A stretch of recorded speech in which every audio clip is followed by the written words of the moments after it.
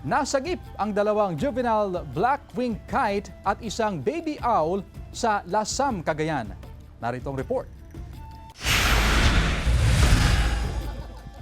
Dalawang batang juvenile black-winged kite ang nasagip sa Lasam, Cagayan. Ayon sa isang residente, nakita niya sa kanyang taniman ang mga ibon na nahihirapang lumipad. Muntik na umanong sakmalin ng aso ang mga ibon kaya agad niyang sinagip ang mga ito. Hinala niya nahulog ang mga ibon sa puno malapit sa taniman. Agad namang itinawag sa wildlife volunteer sa lugar ang insidente at dinala ang mga ibon sa Community Environment and Natural Resources Office. Nasa maayos namang kalagayan ang dalawang ibon. Ang juvenile black-winged kite ay isang uri ng ibon na nakikita sa Pilipinas, Indonesia, Malaysia at Papua New Guinea.